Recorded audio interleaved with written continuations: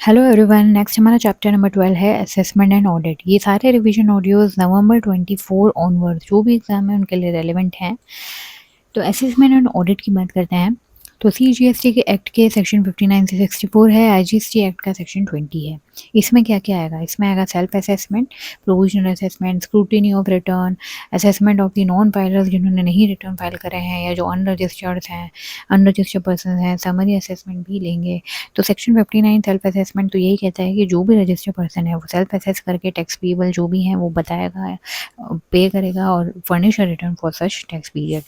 Section 60 जो है provisional assessment है, इस पे क्वेश्चंस भी बहुत आते हैं। प्रोविजनल असेसमेंट की बात करें तो इसमें क्या है कि method for determine the tax liability.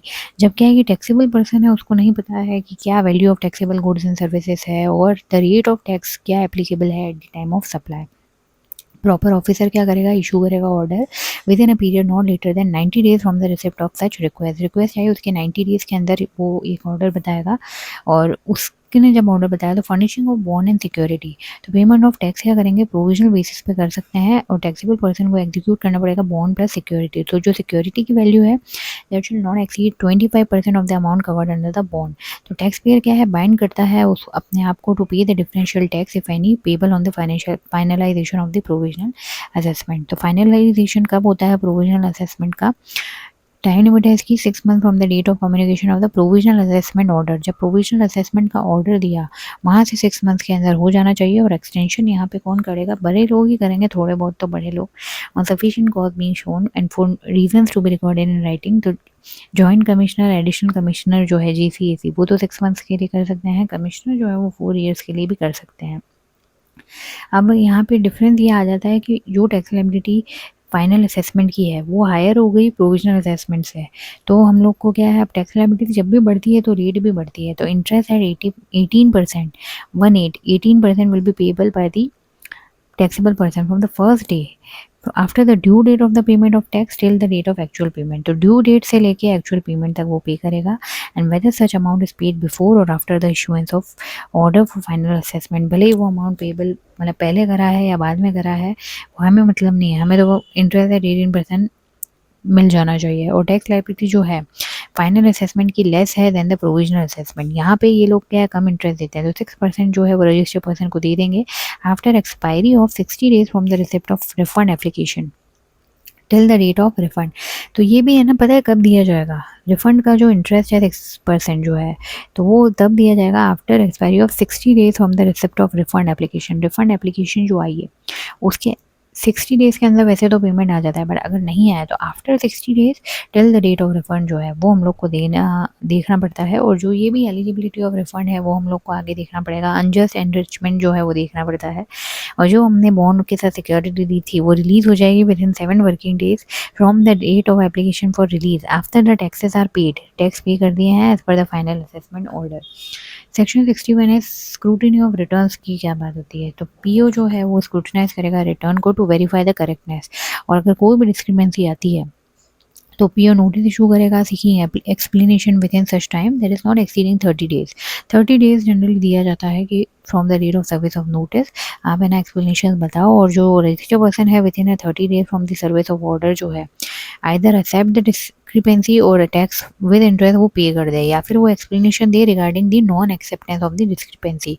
अगर कोई भी सेटिस्फैक्ट्री एक्सप्लेनेशन नहीं फर्निश किया गया है या फिर registered person fails to make the corrective measure after accepting the discrepancy तो पीओ क्या करेगा? या तो ऑडिट कर सकता है under section 65 of the act या फिर डायरेक्ट कर सकता है स्पेशल ऑडिट अंडर सेक्शन 66 या फिर कर सकता है इंस्पेक्शन सर्च सीजर 67 सेक्शन में या फिर प्रोसीडिंग अंडर सेक्शन 73 और 74 भी करी जा सकती है।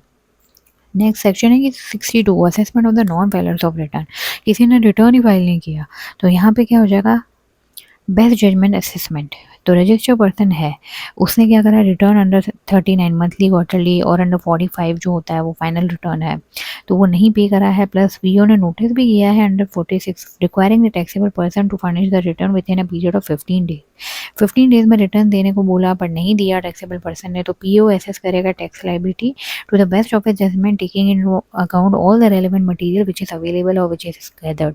तो यहाँ का जो बीजे है वो हमारा होता है कि टाइम लिमिट उसकी है कि within a period of 5 years from the date specified in the section 44 for furnishing the annual return, यानी कि 5 साल तक का टाइम होता है यहाँ पे from the due date of the annual return.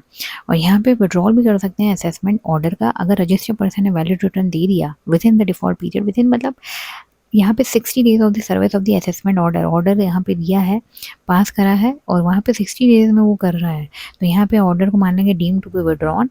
But the liability for the payment of the interest जो है 18% जो है लेट फीस है 100 per day subject to a maximum of 5000, वो हम लोग को क्या है देनी ही पड़ेगी।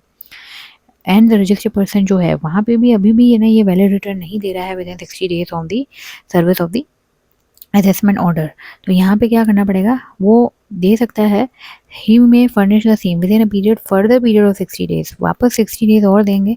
तो on payment of the additional late fee क्या है 100 पर डे है of the delay beyond the 60 days of the service of this, और वहाँ पे वो रिटर्न देगा। और लाइबिलिटी जो है ना interest under section 50 and let fees जो है वो तो हमारी क्या है लगेगी, पर लेट फीस का ध्यान रखना है कि 100 पर डे है।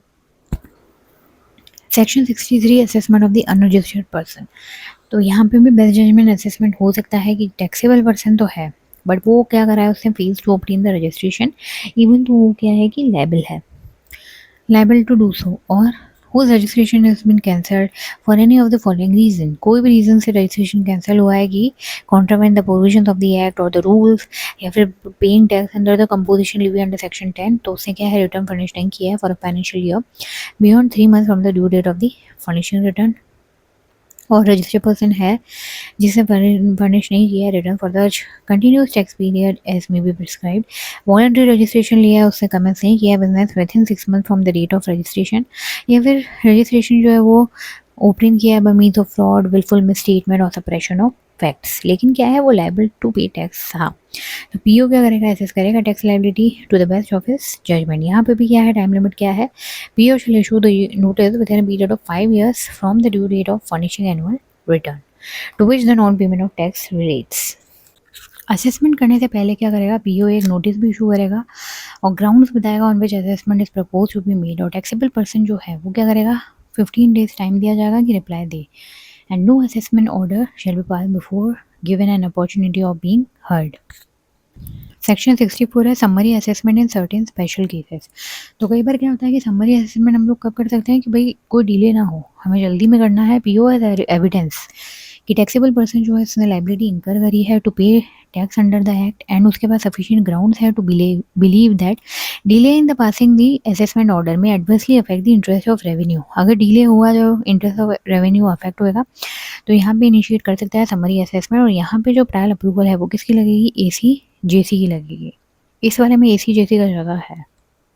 विड्रॉल भी कर सकते हैं असेसमेंट ऑर्डर का, एसी जेसी जो है वो विड्रॉ कर सकता है other than an application made by taxable person with in a period of 30 days from the receipt of order, 30 दिन के अंदर ये मतलब है ना एप्लीकेशन आ गई है, या फिर सुबह मोटो भी कर सकता है कि उसको लगता है कि ऑर्डर जो है वो एरनियस है, और जो डीम टैक्सेबल पर्सन है in case of supply tax of goods की, यानी कि यहाँ पे डीम टैक्सेबल पर्सन किसको मान लेंगे, अगर टैक्सेबल पर्सन का नहीं पता चल रहा है तो person in charge of the goods जो है उसको टैक्सेबल पर्सन मानेंगे और वो टैक्स देगा, अमाउंट ड्यू देगा। फिर है दो ऑडिट की बारी आ जाती है 65, सेक्शन 65 जो है वो ऑडिट बाय टैक्स अथॉरिटीज़ है, सेक्शन 66 है जो वो है स्पेशल ऑडिट, एमसीक्यू वगैरह में भी क्वेश्चन आते हैं।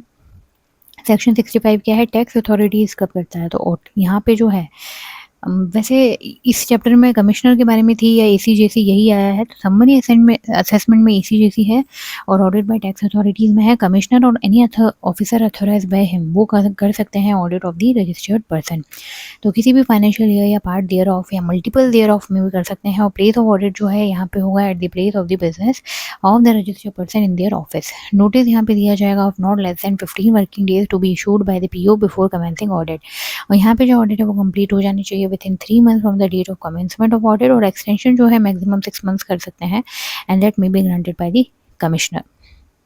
कंक्लूजन ऑफ ऑडिट कब होएगा, यहाँ पे है कि ये तो कंप्लीशन वाला था ऊपर, अब है कंक्लूजन कब करेंगे, तो PO shall within 30 days inform the registered person जिसके रिकॉर्ड ऑडिटेड हुए हैं, तो 30 days में वो क्या देगा यहाँ पे within 30 days about the findings and the reason for such findings बताएगा। And audit results in detection of tax not paid या फिर शॉर्ट पेड है, एररनियसली रिफंडेड है आईटीसी के बारे में, तो वहाँ पे एक्शन लिया जाएगा सेक्शन 73 या 74 में।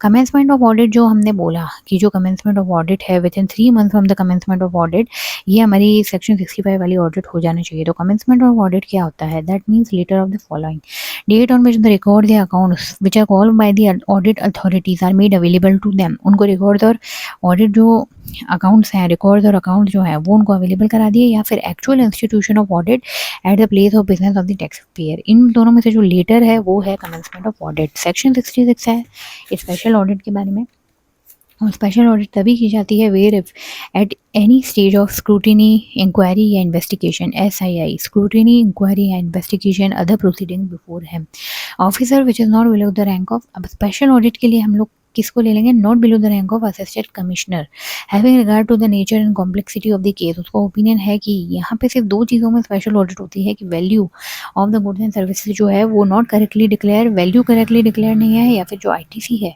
वो not availed with in the normal limits. तो ITC या वैल्यू के लिए हम लोग ये लेते हैं। तो वो क्या करेगा? ही में नॉमिनेट CA या फिर cost accountant for such audit.